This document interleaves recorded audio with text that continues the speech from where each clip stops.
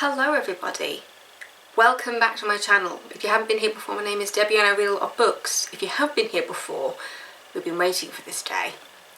While I was on holiday, I finished the Book of Life by Deborah Harkness, so I've officially read all three of them. It took me forever to get them back in this, and now I'm going to take them out again because I'm going to read you all the blurbs. So the first one is A Discovery of Witches, the second book is Shadow of Night, and the third book is The Book of Life. I have watched the first two seasons, obviously the third season hasn't come out yet, but yes, let's get all the books out and read you the blurbs. I'm thinking I'll just read the blurbs one after the other, and then I'm just going to talk about it as just one big storyline. A Discovery of Witches. Deep in the heart of Oxford's Bodleian Library, Diana Bishop, a young scholar and the descendant of witches, unearths an enchanted alchemical manuscript. Wanting nothing to do with sorcery, she banishes the book to the stacks, but her discovery has set a fantastical underworld stirring, and soon a horde of demons, witches and other creatures descends upon the library. Among them is the enigmatic Matthew Claremont, a vampire with a keen interest in the book. Equal parts history and magic, romance and suspense, A Discovery of Witches is a mesmerising and addictive tale of passion and obsession that reveals the closely guarded secrets of an enchanted world. Next one is Shadow of Night. A Discovery of Witches introduced Diana Bishop, Oxford scholar and reluctant witch, and a vampire geneticist, Matthew Claremont. Drawn to each other despite long-standing taboos, these two otherworldly beings found themselves at the centre of a battle for a lost enchanted manuscript known as Ashmole 782. Book 2 of the All Souls trilogy plunges Diana and Matthew into Elizabethan London, a world of spies and subterfuge and a coterie of Matthew's old friend, the mysterious School of Night. The pair's mission is to find traces of Ashmole 782, but as the net of Matthew's past tightens around them, they embark on a very different and vastly more dangerous journey. Book number 3, Book of Life. What did the witches once discover? Why was the secret encoded in a mysterious book called Ashmole 782 and then chased through the centuries by demons, vampires and the witches themselves? How can spellbound witch Diana Bishop and vampire scientist Matthew Claremont fulfill their love and their mission on contested ground and with the weight of their very different histories pulling them apart? Diana and Matthew time travel back from Elizabethan London to make a dramatic return to the present, facing new crises and old enemies. At Matthew's ancestral home set tour, they reunite with beloved characters from A Discovery of Witches, with one significant exception. But the real threat to their future has yet to be revealed. And when it is, the search for Ashmole 782 and its missing pages takes on even more urgency.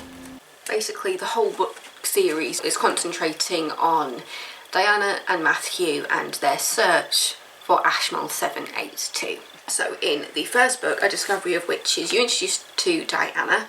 You learn that she's a witch who is reluctant to use her magic. She's never really been taught how to use it. Her parents were killed when she was quite young, and so she ended up living with her aunties, Emily and Sarah.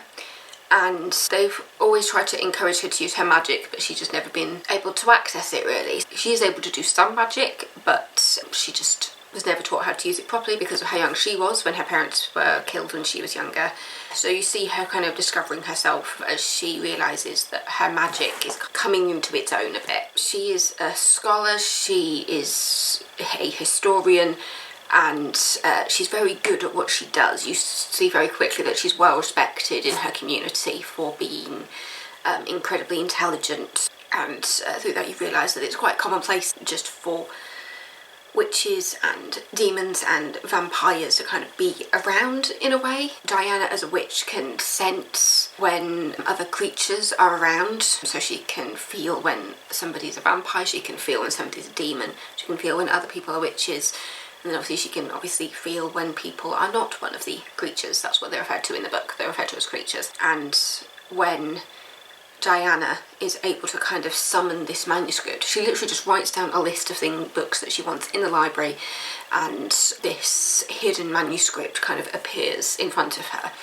And I admit, the image that I had in my mind of what happens when she opens the book and what happens in the TV series of what happens when she opens the book were a little bit different, but I still really like the way they did it. because basically she realises this is no normal manuscript, there's definitely magic at the forefront of this book, and when she opens it up she realises there's 3 pages that have been basically torn out of the book, and because it seemed to be under a kind of spell, as she goes through it she realises that the words are kind of moving across the page, and it's kind of described that because of the torn out pages, like the words are trying to find each other again, because there's 3 significant pages that aren't there anymore, and so it's like they're trying to find each other, but they can't because the book's incomplete.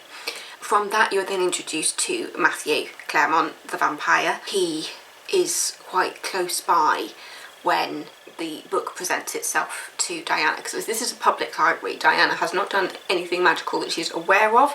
This book has just appeared to her, and so the creatures that are around her are very aware that she has found something quite powerful, and her friends and family, who are witches, are aware that she has stumbled upon something that's quite significant. But because everybody's finally attuned to the magic, as it were, it suddenly becomes a hunt to kind of find the book again, because once Diana has kind of made her few notes of kind of what she has found within this book, she puts it back together with the other books that she borrowed from the library and sent it back. And that's the point when you're introduced to a lot of characters, including the very arse that is Peter Knox, who I didn't quite understand him in the first book. And then in the second book it became a little bit more obvious how bad he was, and then by the third book I completely hated him. Throughout the first book you have Knox popping up at kind of weird moments as Diana is there going, because he wants the book as well, like nearly everybody wants this book because it's thought that it holds a lot of the secrets of kind of how the creatures came into being, and I think the third book alludes to that in the fact that the third book is called the Book of Life, which is actually referring to the book. It's just everything comes back to that singular book, and you're trying to find out partly why it's so important, why Diana seems to have such a strong connection to it, and what people will do and how far people will go to protect their own secrets and to get the book, basically. It was such a good series, and I like to say that I was telling it to my dad because my dad read the books before I did, and I was saying how it's very clear each book's separate storylines, even though there's obviously the main theme running through it. It's like I said, the first book feels very English France based. That probably sounds really weird because it starts off in Cambridge. It feels like an English drama almost, the first book. The second book then has them going back in time. Because it goes back to the Elizabethan times, it feels like a historical drama. And then the third book feels a little bit more office-based. That sounds really strange to say. But because so much of it is set in a laboratory. But yeah, it's so good.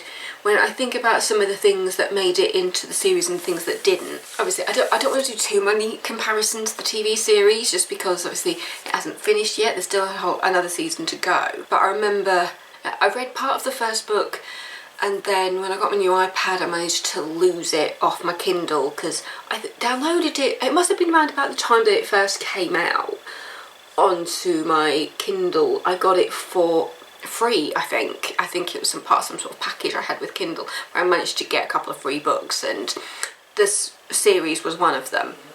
And I managed to read all of the first book and then a bit of the second book, was it? And so when I got the physical books I didn't see the point of rereading the first one because I'd already read it, and I just thought I'll start reading book 2 and then I'll watch season 1 and season 2 together. And then season 2 came out, but I hadn't really gotten that far into the second book at that point, so I think I watched the first couple of episodes with my dad, and then I just left my dad just to watch it while I kind of caught up on book 2, because I realised that if I was still reading it, there would be a point when the series would be ahead of where I was in the book, and I wanted to read it first. Does that make any sense? But yeah, so then once I finished Shadow of Night, I then binge watched season 1 and season 2. So I watched season 1 again, and then I watched season 2, so I was all ready to read the third book. And then now that I've done that, I have a feeling I may have to, now that I've finished all the books, I feel like that when season 3 comes out, I may just want to rewatch 1 and 2 again, because I've realised how much they overlap stuff, because the 3 books have very clear storylines, and even though they do all come back together again at the end of book 3, some of it is very, very specific, whereas in the TV series, they put little plants of stuff that's later to come in the series.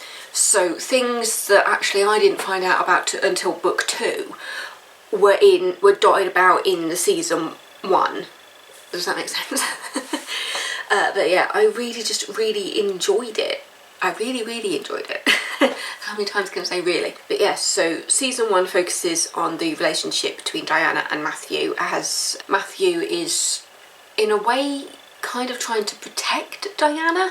At first you're not really sure what he's doing, and then you realise he is trying to kind of protect her from the people who will do anything to get the book. And so as you go through you realise, oh, Matthew isn't one of those people who's trying to hurt Diana to get the book. He's trying to protect her from the people that he knows that could kill her. And then through that you realise their relationship is blossoming and they actually fall in love. And then through that you also look at Matthew's family, people who he turned into vampires, his mother. You look at relationship with his father a bit as well, and his siblings. It feels weird to say it like that when it's his vampire family and not his actual family, because you do find out about his real family throughout the book as well. There's stories told by his mother, Isabeau. I must admit, when I first saw Isabeau written down, I wasn't completely sure how to pronounce it, but I just thought, but then in my head I was thinking, wait, because it's French, and so the Y, like, because my mother's first name is French, and so that gave me a bit of indication on how to pronounce it. So it's just like, oh, so the Y will be like is, because that's how it is in my mum's name, the Y becomes an E. And so from there, I mean, my grandma's name was French as well. But yes, so when it came to some of the pronunciations, I was just like, I just need to use my head here. So I started thinking of it as like Isabel, but Isabeau. So that was how I finally figured it out. There's a lot of names throughout the book where I was just like, I'm not quite sure. I'm just going to find a way to stick to it. And there's in book, does it appear a bit in book 2? But he's mainly in book 3. Is it Gerbert? Is it Gerbert? Is it Gerbert? I just call him Gerbert by the end of it. I'm sure by the time the series comes out it'll tell me exactly how it's pronounced. But I think it's one of those things, but because it's got the French inclination there as well, I was inclined to say Gerbert or Gerbert. Feels really weird saying that out loud. I'm not completely sure how to pronounce the name. It's Gerbert. I think it's just because it's a name you just don't see or hear anymore. So yeah, my brain was just like. But yes, so the first book concentrates on the relationship between Diana and Matthew, and you learn little bits about what happened to her parents and what led her to finding out a little bit more about her powers and what her parents did to her to suppress her powers when they realised that she could be quite powerful one day. And towards the end of the book, I mean throughout the book there were little hints and stuff about what's going to happen, but at the end of the first book you find out that Diana has very, very strong powers, which leads into the majority of the events in the second book. But you find out that Diana, as a witch, which not many witches can do, is that she can time walk, she can travel through time. And so when they realise that that's a possibility for them, they think, okay, so if we cannot find the book in the present, let's see if we can find the book in the past. And so Diana and Matthew work together and with Diana's aunts to kind of strengthen her powers and figure out how to get to the past in one piece and all of that, and how they are able to help Diana concentrate on her magic there. Because I remember when I got to the end of the first season, which I watched with my dad, I was just like, wait, why is it stopped there? And my dad was like, well, that's where the book ends. And it was just like, really? Damn it. So I was very eager to read it after watching the first season. throughout it you realise that there's a lot of things on kind of, it's almost a form of segregation within their world, where they want the vampires stay with the vampires, the demons stay with the demons, and the witches to stay with the witches. But then also through that they're realising that certain vampires have got this thing called blood rage, which they can't control, and throughout the books you find out that there's a specific family of vampires that seem to be prone to this blood rage. The demons, where you're just like, you get confused about kind of who's the baddie. By the time you reach the end of the book, obviously there are certain people who are significant kind of baddies of the story, but there's no creatures that are the baddie. You realise that they've been trying to protect themselves for so long that they've forgotten that there was a time when they used to live in harmony, and that maybe they need to learn to do that again. But yeah, so there's Marcus, who is a vampire, and Marcus is Matthew's vampire son. Basically, while he was dying, Matthew saved him from death and turned him into a vampire. No, I started talking about Marcus and completely forgot what I was talking about. I've forgotten which book I was talking about. This is what happens when I just talk about everything. Ultimately, it does come down to Matthew's family and how his family have been treated and how he's treated parts of his family and how other people have treated parts of his family over the hundreds of years that they've been going for. The first book, and it also ties into the last book as well, but the first book also has major focus on some deaths. It's kind of a bit of a murder mystery at the beginning, because you realise that there's a lot of people who appear to be dying in major blood loss ways, and Matthew is just like, it has to be a vampire behind this. No human being could do this, really. And so throughout the first book you've got that huge undertone of that murder mystery happening. The second book doesn't really look at it because it's set in Elizabethan times, so you're concentrating more on kind of the history of trying to find Ashmole 782 while it's still all together before the pages were ripped out. And you're also looking at Diana finding witches in Elizabethan London to help strengthen her powers, because she's just like, I know I need to find a witch in this time so that we can actually get back to the present. It's such a brilliant series, there's so much that happens, but the underlying theme of it is you've got the witches, the demons and the vampires. I think I just remember what I was talking about now before I completely lost my marbles. But yeah, so you've got the witches, the demons and the vampires, and all of them in the present are very aware of how all their powers seems to be depleting. They're just like, we aren't as powerful as we used to be, and they don't know why. And at the end you realise there's a really, really good message in there. And when they're just like, we are closer to humans than we thought we were, especially because there's a lot of science through it, through Marcus. You're looking a lot about DNA, because from the first book, from the off, you realise that there's a lot of science, and they've been looking at the DNA of witches and demons and vampires for quite a long time, trying to figure out why their powers are depleting, and, you know, they don't seem to be as powerful as they used to be. The last book has got that real wonderful moment when they realise, oh, through all this DNA things that we're doing, we realise that we are close to humans than we thought we were. It's almost like we're just a different race, almost. You know, it's not just like we're just not human, because, you know, there were humans to begin with who kind of got transformed, and then you realise that through kind of their own segregation of the creatures, that's kind of how they've lost their power a bit. There was a point when they were kind of supposed to be all together and working as one, and that was helping them to strengthen everything.